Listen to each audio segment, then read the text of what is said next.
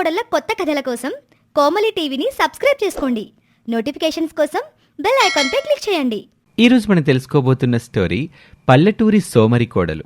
తలుపు తీవే కోమలే, పొద్దున 8 గంటలవుతుంది. ఊళ్ళో కోళ్ళు కాకులు అన్నీ లేచి ఆటి పనులు అవి చేసుకుంటున్నాయి కూడా. నువ్వు మాత్రం కుంభకర్ణుడికి చెల్లిల్లాగా ఇంకా గురకలు పెడుతున్నావా అంటూ సూర్యకాంతం గొంతు ఇల్లంతా మారుమవుతుంది. చేతిలో చీపురు పట్టుకుని రౌద్రావతారం ఎత్తి కోడలు కోమలి గది తలుపులు ధమడమా బాదుతోంది. ఆమె భర్త రామారావు ఏ గొడవ వద్దనుకొని సోఫాలో న్యూస్ పేపర్ వెనకాల ముఖం దాచుకుని కూర్చున్నాడు. గదిలోంచి నెమ్మదిగా తలుపు తీసుకుని కోమలి బయటకొచ్చింది. కళ్లకు నిద్రమత్తి ఇంకా పోలేదు. అయ్యో అత్తయ్య, అప్పుడే 8 అయిపోయిందా? నిన్న రాత్రి నేను నిద్రపోలేదు అత్తయ్య. చాలా పెద్ద పని చేశాను, అందుకే లేవడం కొంచెం లేట్ అయ్యింది. అబ్బో, రాత్రికి రాత్రే తాజ్మహల్ ఏమైనా గట్టావా ఏంటి? లేదా మన రామాపురం నుండి అమెరికాకి సొరంగం దవ్వేవా? ఆ ఫోన్లో పబ్జీ ఆడుకుంటూ, లేకపోతే ఆ ఇన్స్టాగ్రామ్ రీల్స్ చూసుకుంటూ కూర్చొని ఉంటావు. ఇదేనా నీ పెద్ద పని? మీ పుట్టింటాళ్ళు నీకు పెళ్లి చేసి పంపారా, లేక నాకు పెన్షన్ లేని డ్యూటీ వేసారా? కాదత్తయ్య, రాత్రి మన ఇంటికి కావలసిన కిరాణా సరుకులు, మీ బీపీ మందులు, మామయ్య గారికి కొత్త కళ్ళద్దాలు, రేపటి పూజకి కావాల్సిన సామాన్లు అన్నీ ఆన్లైన్లో ఆర్డర్ చేశాను. ఈరోజు మధ్యాహ్నానికి డెలివరీ అబ్బాయి అన్నీ తీసుకొచ్చి మన ఇంటి గుమ్మం దగ్గర తెచ్చిపెడతాడు. మనం ఎండలో బజార్కి వెళ్ళే పని, బరువులు మోసే పని తప్పించాను. దీన్నే సిటీలో స్మార్ట్ వర్క్ అంటారత్తయ్య. స్మార్ట్ వర్క్ నా బాగుందా? నేను బజార్కి వెళ్ళి 4 దుకాణాలు తిరిగి బేరాలు ఆడుకొని 100 రూపాయల వస్తువుని 80 రూపాయలకు తగ్గించుకొని తెచ్చుకుంటే వచ్చే ఆనందం, ఆ గర్వం ఆ సెల్ ఫోన్కి ఏమిత్తదే? అసలు నీకు ఒళ్ళుంచి పనిచేయడం ఇష్టం లేదు, చెమట చిందించడమే అసలైన పని. నువ్వొక సోమరపోతు కోడలువే. కాంతం, వదిలేవే పిల్లని. కాలం మారిందిగా, అన్నీ ఫోనుల్లోనే అయిపోతున్నాయి. కుర్రాళ్ళ పద్ధతులు వాళ్ళవి. పని జరిగిందా లేదా అన్నదే మనకి ముఖ్యం. ఏమండి, నోరు మూసుకొని ఆ పేపర్ చదువుకోండి. మీరు వత్తాసి పాడబాకండి. కోమలే, ఎనవే, ఈ ఆన్లైన్లో పప్పులు ఉప్పులు నాకొద్దు. ఎల్లుండి మన రామాపురంలో శ్రీరామనవమి జాతర. ఊళ్ళాళ్ళందరికీ మన ఇంటి నుండే ప్రసాదాలు వెళ్ళాలి. రేపుదయం 20 కేజీల మినప్పప్పు విసిరి నాటు బెల్లం దంచి సున్నుండలు చెయ్యాలి. ఈ పని నువ్వే చెయ్యాలి. అది కూడా నీ ఫోన్లో యాప్ నొక్కితే కాదు, మన పెరట్లో ఉన్న రాతి తిరగల మీద నీ చేతులతో ఎసరాలి. అర్థమయిందా? ఆ మాటలు వినగానే కోమలి ముఖం పాలిపోయింది. 20 కేజీల పప్పుని రాతి తిరగలి మీద విసరటం అంటే చేతులు ఊడిపోవటం ఖాయం అనుకుంది. ఇక సూర్యకాంతం కోమలి స్మార్ట్ ఫోన్ లాగేసుకుంది. ఈ ఫోన్ నీకు మళ్ళీ కావాలంటే ఆ 20 కేజీల పప్పు పిండి అవ్వాలి. నీ ఆన్లైన్లో తెలివితేటలో ఇక్కడ పని చెయ్యవు, స్వయంగా నీ చేతులతోటి రొబ్బాల్సిందే అని చెప్పి వంటింట్లోకి వెళ్ళిపోయింది. కోమలి పెరట్లోకి వెళ్ళి ఆ పెద్ద రాతి తిరగలిని చూసి భయపడింది. పక్కనే 20 కేజీల మినప్పప్పు బస్తా ఉంది. 1 కిలో విసిరేసరికి ఆమెకు ఆయాసం వచ్చేసింది. అమ్మో, ఇలాగైతే నా చేతులు ఎల్లుండి జాతరలో కొబ్బరికాయ కొట్టడానికి కూడా పనికిరావు. ఏదో ఒక ఐడియా ఆలోచించాల్సిందే. పాతకాలం పద్ధతికి కొత్త కాలం టెక్నాలజీని కలపాలి అని బుర్రకు పదును పెట్టింది. కొద్దిసేపటికి ఆమె భర్త రాజేష్ ఆఫీస్కి వెళ్తూ పెరట్లోకొచ్చాడు. ఏంటి కోమలి, అమ్మ నీకు పెద్ద పని అప్పగించినట్లుంది. పాపం కష్టపడుతున్నావు, నేను హెల్ప్ చేయనా? ఆయన కష్టపడ్డం ఈ కోమలి డిక్షనరీలోనే లేదులేండి. ఏమండి, మీరు నిన్న కొత్తగా ఎలక్ట్రిక్ డ్రిల్ మిషన్ కొన్నారు కదా, అది ఎక్కడుంది? డ్రిల్ మిషన్ దేని కోమలి? పప్పు విసరమంటే గోడలకి కన్నాలేస్తావా ఏంటి? అమ్మ చూస్తే నన్ను నిన్ను ఇద్దరిని ఆ తిరగలికేసి రుబ్బుతుంది. మీరు అనవసరంగా భయపడకండి. ఆ డ్రిల్ మిషన్ ఇక్కడ పెట్టేయాలండి. సాయంత్రం కల్లా ఈ పప్పు అంతా పిండి ఎలా అవుతుందో నేను చూపిస్తాను అని కోమలి అంది. రాజేష్ మెషిన్ ఇచ్చి ఆఫీస్కి వెళ్ళిపోయాడు. ఇంతలో పక్కింటి శాంతమ్మ గోడ దూకి చూసింది. సూర్యకాంతం కోడలికి కష్టం అప్పగించిందని తెలిసి లోపల కుళ్ళుకుంటూ ఎగతాళి చేయడానికి అక్కడికొచ్చింది. ఏంటమ్మా కోమలే, నీ అత్తగారు నీకు పెద్ద శిక్ష చేసినట్టున్నారు. సిటీలో ఏసీ గదుల్లో పెరిగిందా అనివి, ఈ పల్లెటూరు పనులు నీ వల్ల ఏమవుతాయిలే అమ్మా. పాపం నీ చేతులు చూస్తే కందిపోయాయి. మీ అత్తగారు చాలా కఠినాత్మరాలు సుమి. నేనైతే నా కోడలతోటి ఇట పనులు చేయించనమ్మా. శాంతమ్మ అలా చెప్తుందే కాని ఆ శాంతమ్మ కోడలు ఆ ఇంట్లో పడే బాధలు ఊరందరికీ తెలుసు, కానీ బయటకి మాత్రమే ఇలా బిల్డప్ ఇస్తూ ఉంటుంది. కోమలికి కూడా శాంతమ్మ బుద్ధి తెలుసు. అత్తగారి మీద చాడీలు చెప్పి ఇంట్లో గొడవలు పెట్టాలని చూస్తుందని కోమలికి అర్థమైంది. అబ్బే అదేం లేదు శాంతమ్మ ఆంటీ, మా అత్తగారు నాకేం శిక్ష వేయలేదు. నా ఆరోగ్యం బాగుండాలని నాకు ఉచితంగా వ్యాయామం నేర్పిస్తున్నారు.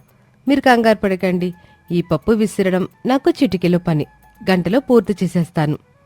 గంటలోనే? ఇదిగో కోమలే, నువ్వు గంటలో ఆ 20 కేజీల బస్తా పప్పు కనుక ఇసిరితే నేను నా మెడలో ఉన్న ఈ 2 తులాల బంగారు చెయ్యి తీసి నీకు బహుమతిగా ఇస్తాను. ఒకవేళ నువ్వు చేయలేకపోతే నువ్వు నా ఇంటికి వచ్చి 1 రోజుల పాటు అంట్లు తోవాలి అని పందెం కాసి వెళ్ళిపోయింది. శాంతమ్మ వెళ్ళగానే కోమలి తన ప్లాన్ అమలు చేసింది. రాజేష్ ఇచ్చిన ఎలక్ట్రిక్ డ్రిల్ మిషన్ తీసుకుంది. ఆ రాతి తిరగలని తిప్పే కొయ్యపిడికి డ్రిల్ మిషన్ ముందు భాగాన్ని గట్టిగా ఒక ఇనుప తీగతో కట్టింది. కోమలి కళ్లకు కూలింగ్ గ్లాసెస్ పెట్టుకొని చెవుల్లో ఇయర్ ఫోన్స్ పెట్టుకొని మెల్లగా స్విచ్ ఆన్ చేసింది. గిర్రమంటూ డ్రిల్ మిషన్ తిరుగుతుంటే దాంతోపాటు తిరగలి రాయి కూడా చాలా వేగంగా అద్భుతంగా తిరగటం మొదలుపెట్టింది. మోటారు వేగానికి ఆ రాయి రయ్యమంటూ తిరుగుతుంది. కోమలి ఒక చేత్తో జ్యూస్ తాగుతూ మరో చేత్తో పప్పుని తిరగలి కన్నంలో వేయటం మొదలుపెట్టింది. ఎలాంటి శారీరక శ్రమ లేకుండా కేవలం అరగంటలోనే 20 కేజీల పప్పు మెత్తటి పిండిగా మారిపోయింది. పిండంతా ఒక పెద్ద బేసిన్లో పడుతుంది. కోమలి తన ఇంజనీరింగ్ ప్రతిభకు తానే మురిసిపోయింది. ఇక మధ్యాహ్నం అయింది. సూర్యకాంతం గుడి నుంచి ఇంటికొచ్చింది. ఈ పాటికి నా కోటలో పొప్పిసరలేక ఏడుత్తూ కూర్చొని ఉంటది, చేతులు నొప్పి నా దగ్గరకు వచ్చుద్ది అనుకుంటూ పెరట్లోకి వెళ్ళింది. వెనకాలే తమాషా చూద్దామని శాంతమ్మ కూడా వచ్చింది. పెరట్లోకి వెళ్లిన సూర్యకాంతం శాంతమ్మ ఇద్దరికీ నోట మాట రాలేదు. అక్కడ 20 కేజీల పప్పు మెత్తటి పిండిగా మారి ఒక పెద్ద బేసిన్లో నిండుగా ఉంది. పక్కనే డ్రిల్ మిషన్ ఇంకా ఉంది. ఏమే కోమలే, ఇదంతా నువ్వే ఇసిరావా? నా కళ్ళ నేనే నమ్మలేకపోతున్నానే. అసలు నీ చేతులు నొప్పి పట్టలేదు, అసలు ఇంత తొందరగా ఎట్లాగయ్యిందే? అత్తయ్య, నేను విసరలేదు, ఈ మెషిన్ విసిరింది. మీరు నన్ను పప్పు రుబ్బమన్నారు, రుబ్బేశాను. దానికి పాత పద్ధతే వాడాలని ఎక్కడా రూల్ లేదు కదా. ఈ టెక్నాలజీని వాడితే గంటలు పట్టే పని నిమిషాల్లో అయిపోయింది. మనం కష్టపడడం ముఖ్యం కాదు అత్తయ్య, పని సక్రమంగా సమయానికి పూర్తి చేశామా లేదన్నదే ముఖ్యం. దానికి బుర్ర వాడాలి. ఇదే నా స్మార్ట్ వర్క్. సూర్యకాంతానికి కోప్పడాలో సంతోషపడాలో అర్థం కాలేదు. అలా చూస్తూ ఉండిపోయింది. ఓ పక్క కోడలి తెలివికి ముచ్చటేస్తుంది, మరోపక్క తన పాత పద్ధతి ఓడిపోయిందేనన్న చిన్న ఈగో. కాని శాంతమ్మ మాత్రం ముఖం పాలిపోయి పంక్చర్ అయిన టైర్లో నిలబడింది. కోమలి నవ్వుతూ శాంతమ్మ దగ్గరికి వెళ్ళింది.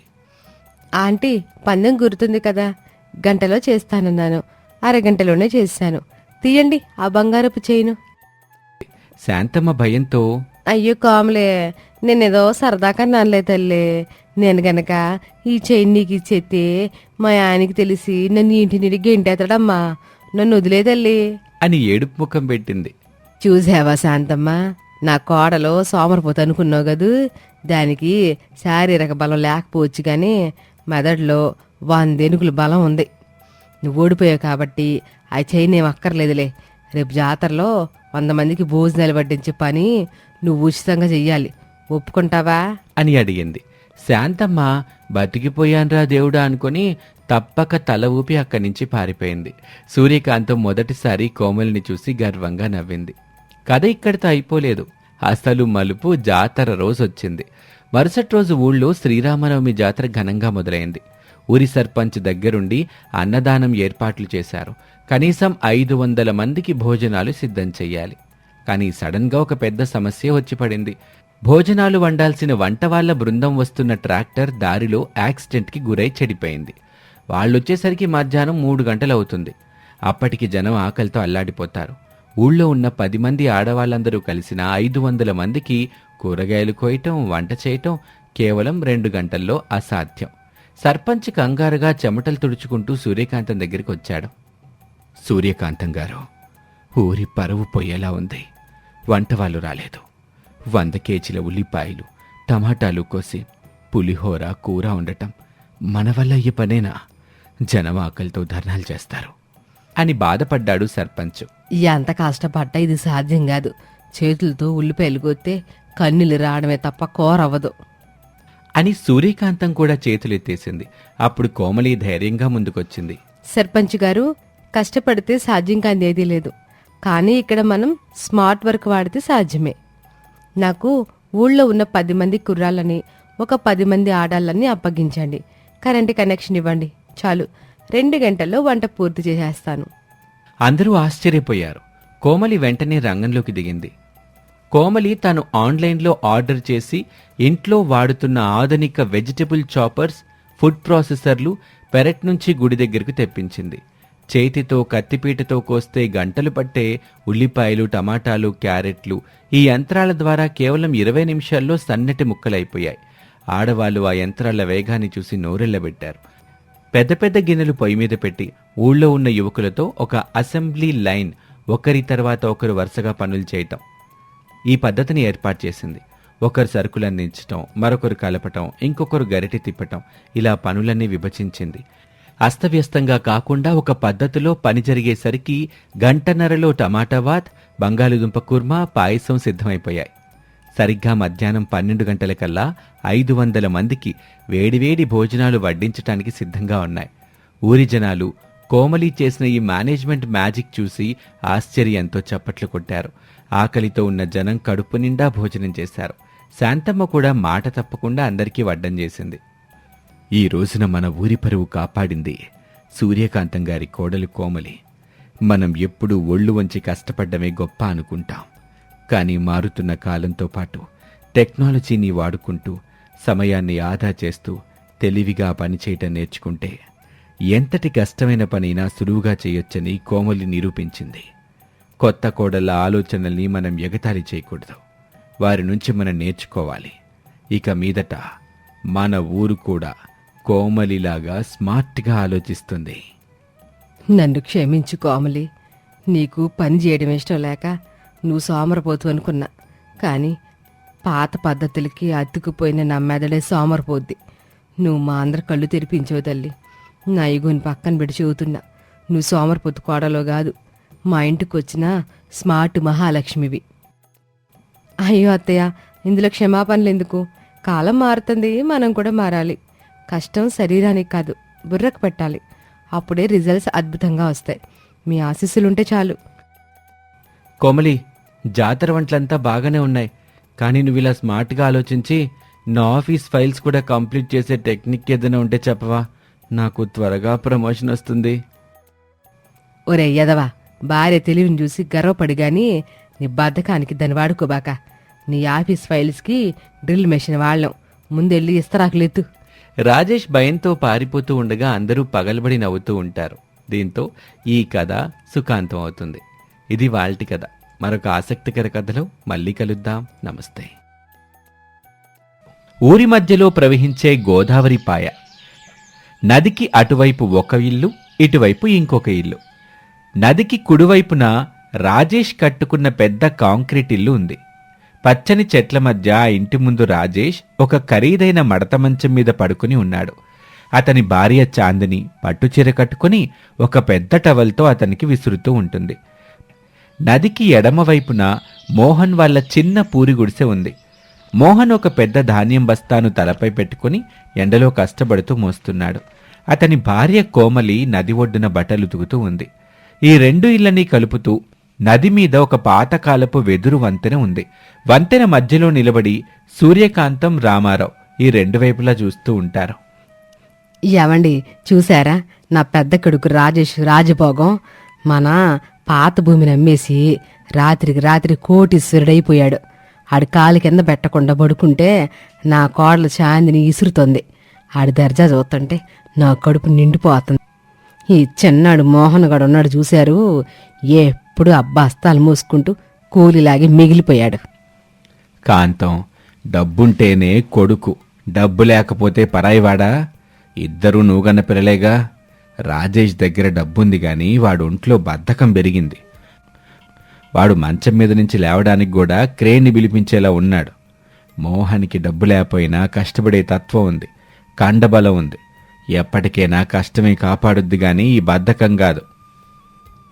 మీకెప్పుడు నా పెద్ద కొడుకు దర్జా చూస్తే ఏడిపే. ఆడు రోజు యాపిల్స్ అంటున్నాడు. మోహన్ గారి ఇంట్లో ఏముంటది? రాగి జావ, పచ్చిమిర్చి. నేను ఈ రోజు నుండి రాజేష్ ఇంట్లోనే ఉంటా. ఆ గుడిసె వైపు కన్నెత్తి కూడా చూడను. ఇక రాజేష్ తన ఇంటివైపు వెదురు వంతెనకు అడ్డంగా ఒక గేటు కడతాడు. అక్కడ ఒక బోర్డు పెడతాడు.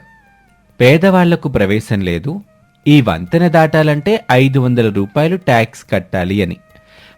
అప్పుడే పుట్టింటికి వచ్చిన సరస్వతి మోహన్ ఇంటి నుండి రాజేష్ ఇంటికి వెళ్ళటానికి వంతెన మీదకొస్తుంది. రాజేష్ మంచం మీద నుండి అరుస్తూ, ఏయ్ ఎవరక్కడా? బోర్డు చదువుకోలేదా? ఇది రాజేష్ మహారాజు సామ్రాజ్యం. వంతెన దాటాలంటే 500 సమర్పించుకో. అన్నయ్య, నేన్రా నీ చెల్లెలి సరస్వతిని. నా దగ్గర ట్యాక్స్ అడుగుతున్నావా? మన చిన్నప్పటి నుండి ఆడుకున్న ఇల్లురా అది. చెల్లెలైతే ఏంటి సరస్వతి, ఇక్కడ రూల్స్ అందరికీ ఒకటే. పేదవాళ్ళకి గాలి మా వైపు రాకూడదని ఈ గేటు కట్టుకున్నాం. నీ దగ్గర డబ్బులు లేకపోతే ఆ మోహన్ గడి గుడిసెలో పడుకో, ఇటువైపు రామాకు. సూర్యకాంతం లోపల నుంచి వచ్చి ఇదంతా చూస్తుంది. కాని పెద్ద కొడుకు దగ్గరున్న డబ్బు మోజులో ఏమీ అనలేక మిన్నుకుండిపోతుంది. సరస్వతి కన్నీళ్లతో వెనక్కెళ్లి మోహన్ గుడిసెలో కూర్చుంటుంది. ఏడో మగ చెల్లెమ్మా, డబ్బు వాళ్ళ కళ్ళు మూసేసింది. మన గుడిసె చిన్నదైనా మనసు చాలా పెద్దది. నువ్విక్కడే ఉండు. నా ప్రాణం ఉన్నంత వరకు నిన్ను రాజులా చూసుకుంటాను. రాజేష్కి డబ్బొచ్చాక ఒక పెద్ద డైటీషియన్ని పెట్టుకున్నాడు. చాందిని వంట చేయడం పూర్తిగా మానేసింది. ఒక పని మనిషి వచ్చి రాజేష్కి సూర్యకాంతానికి భోజనం పెడుతుంది. ఆ ప్లేట్లో కేవలం ఉడకబెట్టిన బ్రాకలీ, ఓట్స్, అలాగే ఉప్పు లేని జావా ఉంటాయి. ఏంటి చాందిని ఇది? నా బ్యాంక్ అకౌంట్లో 10 కోట్లుంటే నా ప్లేట్లో ఆవు తినే గడ్డి పెడుతున్నావు. నాకు వేడివేడి బిర్యానీ కావాలి, ఆవకాయ పచ్చడి కావాలి. ఇవ్వండి, మీరు కోటీశ్వరులు. కోటీశ్వరులెవరో పచ్చళ్ళు, మసాలాలు తినరు. అలా తింటే వాళ్ళ స్టాండర్డ్ పడిపోతుంది. ఈ గడ్డి లాంటి ఫుడ్ తింటేనే మీరు స్లిమ్గా, రిచ్గా కనిపిస్తారు. మూసుకొని ఆ ఓట్స్ తినండి. దేవుడా, ఈ రబ్బర్ లాంటి ఫుడ్ తినలేక నా పళ్ళు ఊడిపోయేలాగున్నాయి. డబ్బుందన్న మాటే గాని కడుపు నిండా ఒక మొద్ద అన్నం లేదు. ఇక మరోపక్క మోహన్ బస్తాలు మోసి చెమటలు తుడుచుకుంటూ వస్తాడు. కోమలి నదిలో బట్టలు ఉతికొచ్చి భర్త కోసం వంట చేయడం మొదలుపెడుతుంది.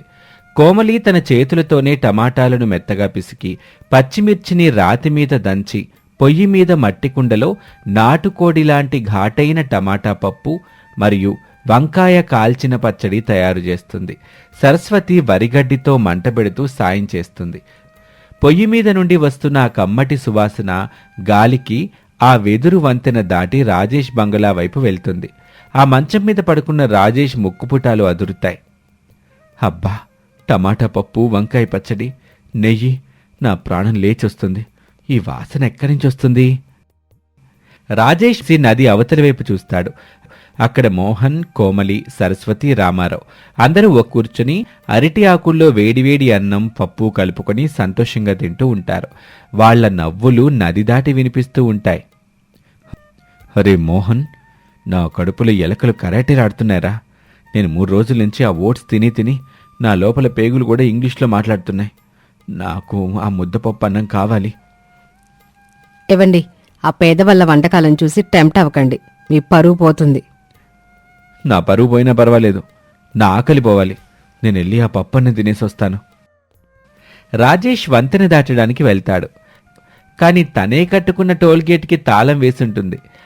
ఆ తాళం చెవి చాందిని దగ్గరుంటుంది. ఆమె ఇవ్వనని మొండికేస్తుంది. ఇక శాంతమ్మకు రాజేష్ ఆకలి బాధ గురించి తెలుస్తుంది. వీళ్ళిద్దరి మధ్య ఇంకొంచెం గొడవ పెడితే భలే మజా వస్తుందని రాత్రిపూట ప్లాన్ వేస్తుంది శాంతమ్మ. అదే రాత్రి రాజేష్ ఆకలి తట్టుకోలేక నల్లటి దుప్పటి కప్పుకొని దొంగలాగా టోల్గేట్ పైనుండి దూకి మోహన్ ఇంటివైపు వెళ్తూ ఉంటాడు. సరిగ్గా అదే వంతెన మీద అటువైపు నుండి శాంతమ్మ కూడా నల్ల దుప్పటి కప్పుకొని వస్తుంది. చీకట్లో వంతెన మధ్యలో రాజేష్, శాంతమ్మ ఇద్దరు ఢీ కొట్టుకుంటారు. ఇద్దరు నల్ల దుప్పట్లలో ఉండటం వల్ల ఒకరినొకరు దెయ్యం అనుకుంటారు. అమ్మో దెయ్యం, గోదావరి దెయ్యం, నన్ను వదిలి. దెయ్యం, నేను దెయ్యాన్ని కాదు, నేను రాజేష్ని. నా పొట్ట సైజు చూసి దెయ్యం అనుకుంటావా? ఇంతకీ నువ్వెవరు? శాంతమ్మ ముసుగు తీస్తుంది. ఇద్దరు ఒకరినొకరు చూసుకొని షాక్ అవుతారు. ఏంటి శాంతమ్మా, అర్ధరాత్రి మా వంతుని మీదేం చేస్తున్నావు? టోల్ ట్యాక్స్ కట్టావా? నీ టోల్ ట్యాక్స్ తగలయ్యా. నువ్వు నీ తమ్ముడింట్లో అన్నం దొంగతనం చేయడానికి వెళ్తున్నావు కదూ. నేను నీ ఇంట్లో యాపిల్స్ దొంగతనం చేయడానికి వస్తున్నాను. ఇద్దరము దొంగలమే, దారు వదులు. వంతెన మీద ఇద్దరు ఒకరినొకరు తోసుకుంటారు. ఆ వంతెన పాతది కావటం, రాజేష్ బరువు ఎక్కువగా ఉండటంతో కిర్రుమని శబ్దం వస్తూ ఉంటుంది. పెద్ద శబ్దంతో వంతెన మధ్యలో విరిగిపోతుంది. శాంతమ్మ పరుగు పరుగున వెనక్కి వెళ్ళిపోతుంది. కాని బరువుగా ఉన్న రాజేష్ పరిగెత్తలేక విరిగిపోయిన వంతెనను వెదురు కర్రల్ని పట్టుకుని గాల్లో వేలాడుతూ ఉంటాడు. అమ్మా, మోహన్, చాందిని, నన్ను కాపాడండి, నేను నదిలో పడిపోతున్నాను. ఆ అరుపులు విని మోహన్, కోమలి, సరస్వతి గుడిసెలో నుంచి బయటకు పరిగెత్తుకుని వస్తారు. అటువైపు రాజేష్ బంగళాలో నుంచి చాందిని, సూర్యకాంతం కూడా బయటకు వస్తారు. సూర్యకాంతం, చాందిని నదికి అటువైపు నిలబడి ఏడుస్తూ ఉంటారు. అంతే తప్ప ఏమీ చేయలేకపోతారు. రాజేష్ వాళ్ళ వైపు చేయి చాపితే వాళ్ళకి అందదు. ఇవ్వండి మావయ్య గారు, వాళ్ళని పిలవండి. నా భర్త ప్రాణాలు పోతున్నాయి. నేను నా 2 కోట్ల రూపాయలు ఇచ్చేస్తాను. ఎవరైనా కాపాడండి.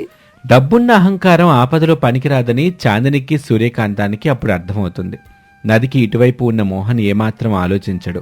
తన ప్రాణాల్ని పనంగా పెట్టి బస్తాలు మోసే తన బలంతో విరిగిపోయిన వంతెన ముందుకు వెళ్తూ ఉంటాడు. అన్నయ్య, భయపడకు, నా ప్రాణం పోయినా సరే నిన్ను కింద పనివ్వను. నువ్వు నా అన్నయ్యవిరా. రామారావు కూడా సాయం చేస్తాడు. అందరి కృషితో మోహన్ తన అన్నయ్య రాజేష్ని నదిలో పడకుండా సురక్షితంగా ఇటువైపు లాగేస్తాడు. ఇక రాజేష్ ప్రాణాలతో బయటపడ్డాక భయంతో వణికిపోతూ ఉంటాడు. రాజేష్ కళ్ళ వెంబడి నీళ్లు ధారగా కారుతాయి. ఆ ఆకలి తీరిన తృప్తి అతనిలో మనిషిని నిద్రలేపుతుంది. నన్ను క్షమించరా తమ్ముడు. డబ్బు రాగానే కళ్ళు నెత్తికెక్కి ఒక పిచ్చి కుక్కలా ప్రవర్తించాను. నాకు బ్రతకడానికి అవసరమైన అన్నం నీ ఇంట్లో ఉంది. నా ప్రాణం పోతుంటే కాపాడిన రక్తబంధం నీలో ఉంది. నా డబ్బు ప్రాణాన్ని కాపాడలేకపోయిందిరా. ఆ ఖరీదైన యాపిల్స్ నా ఆకలిని తీర్చలేకపోయాయి. సూర్యకాంతం, చాందిని కూడా ఒక పడవేసుకొని నది దాటి ఇటువైపు వస్తారు. వాళ్ళు కూడా కన్నీళ్లతో వస్తారు. మోహనం, నన్ను క్షమించరా. నా కళ్ళకే పచ్చనోట్లు తప్ప నా పేద కొడుకు కష్టం కనిపించలా. ఈరోజు నీ వల్లే నాకు పెద్ద కొడుకు దక్కాడు. ఆ సిటీ ఫుడ్డు, ఆ బంగ్లాలు నాకు వద్దు. నాకు ఈ గుడిసె ముందు మీ అందరితో కలిస్తేనే ఆ ఆకలే ముఖ్యంరా. చాందిని, ఆ టోల్గేట్ బోర్డు పీకయ్యమ్మా. కోమలి, నా డబ్బు పిచ్చితో మిమ్మల్ని చాలా అవమానించాను. నా పట్టు చీరలు నా భర్త ప్రాణాన్ని కాపాడలేకపోయాయి. మీరు కట్టే నూలు చీరలోనే అసలైన ధైర్యం ఉంది. నన్ను క్షమించండి. నేను మళ్ళీ వంట నేర్చుకుంటాను. మరుసటి రోజు ఉదయం వెదురు వంతెనకి ఉన్న టోల్గేట్ బోర్డుని రాజేష్ స్వయంగా పీకేసి గోదావరిలో విసిరేస్తాడు. ఆ 2 ఇళ్లకు మధ్య ఉన్న దూరం చెరిగిపోయింది. మోహన్ గుడిసె ముందున్న చాప మీదే రాజేష్, మోహన్, రామారావు అందరూ కూర్చుని ఉంటారు. చాందిని, కోమలి, సరస్వతి అందరూ కలిసి వండిన గుమకుమలాడే పల్లెటూరి వంటల్ని ఆనందంగా తింటూ ఉంటారు. చీచి, నిన్నటిదాకా ఒకరినొకరు చంపుకునేలాగా ఉన్నారు. ఈరోజేమో ఒకే కంచంలో తింటున్నారు. ఇలా గొడవలు పోయాయి. నా ఎంటర్టైన్మెంటు పోయింది. చూసారా, డబ్బు ఎప్పుడైనా మనిషి బద్ధకాన్ని, అహంకారాన్ని పెంచుతుంది. కానీ కష్టం మనిషికి విలువ నేర్పుతుంది. అన్నదమ్ములు కలిసుంటే ఆ గుడిసె కూడా తాజ్ మహల్ కన్నా గొప్పదే. రాజేష్ ఒక పెద్ద పప్పు ముద్దని నోట్లో పెట్టుకొని, ఆహా, నా తమ్ముడింట్లో అన్నం, స్వర్గంలో అమృతం, రెండూ ఒకటే అని అనటంతో అందరూ సంతోషంగా పగలబడి నవ్వుకుంటారు. నదిలో నీళ్లు ప్రశాంతంగా ప్రవహిస్తూ ఉండగా ఆ అందమైన ఉమ్మడి కుటుంబం సంతోషాన్ని చూపిస్తూ ఈ కథ ముగుస్తుంది. సంపద శాశ్వతం కాదు, కుటుంబ బంధాలే శాశ్వతం. డబ్బు మనిషికి సౌకర్యాన్ని ఇస్తుందేమో కానీ ప్రాణాపాయంలో ఆదుకునేది తోబుట్టువులు, వారి ప్రేమ మాత్రమే. కష్టపడి సంపాదించిన గంజినీళ్ళైనా బద్ధకంతో తిన్న పంచభక్ష పరమాన్నాల కంటే మధురంగా ఉంటాయి. ఇది వాల్టి కథ. మరొక ఆసక్తికర కథలో మళ్ళీ కలుద్దాం. నమస్తే.